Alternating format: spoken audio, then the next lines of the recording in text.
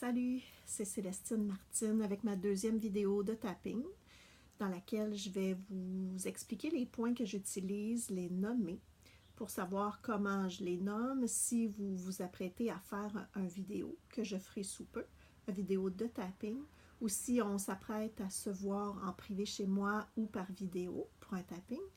Vous allez savoir comment se nomment les points, donc vous allez pouvoir faire le tapping les yeux fermés si vous le souhaitez. Moi, j'aime bien ça souvent, les yeux fermés pour bien sentir mon senti intérieur. Alors, je vous montre les points. Mais avant tout, je veux que vous sachiez que je suis consciente que ça a l'air bizarre, le tapping. C'est évident que ça a l'air bizarre. La première impression qu'on a, c'est que c'est ça, ce niaisage-là. Je suis surprise d'avoir osé essayer. Je ne sais pas pourquoi. Et puis, heureusement que je l'ai fait parce que c'est tellement simple. C'est pour ça que ça a l'air bizarre. Puis aussi, se parler tout seul en se tapant dans le visage, ça peut avoir l'air bizarre. C'est dit, on n'en parle plus. Voilà. J'y vais avec mes points. Le premier point où on nomme la situation de départ qu'on trouve ensemble lors d'un tapping privé, c'est on masse ici. On fait ça seulement au début. C'est en dessous des clavicules.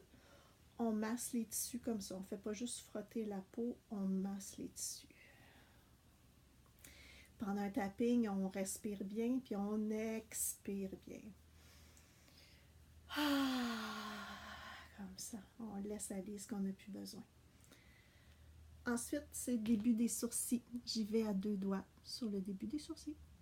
Coin de l'œil, sur l'ossature. Les joues, sur l'ossature de la joue. Sous le nez. Sous la bouche. Clavicule. Et puis, il y a la main à 2 mains. Il y a plein de points ici.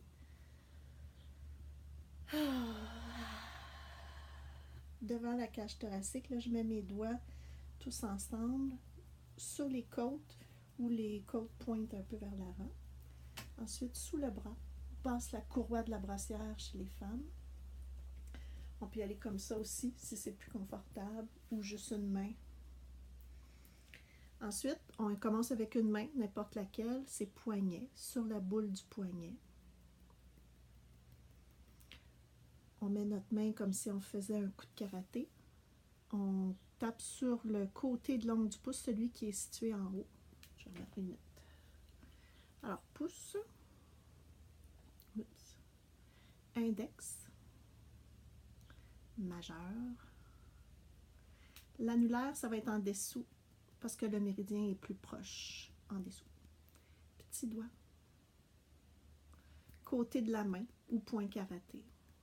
Puis la nuance que moi j'ai fait par rapport à ce que j'ai appris, mais chacun fait ses nuances un peu comme il veut. C'est très... ça pardonne. On peut taper à peu près dessus les points, puis ça pardonne, ça fonctionne pareil. Ce que j'aime bien, c'est aller sur l'autre point karaté. Avant d'aller à la tête, qui est le dernier point qu'on n'avait pas vu. Dessus de la tête, à 2 mains, derrière la tête, derrière les oreilles. Ensuite, on continue. Début des sourcils, coin de l'œil, joue, sous le nez, sous la bouche, clavicule, devant la cage thoracique, sous les bras, poignet de l'autre main. Là, je vais vite. Là.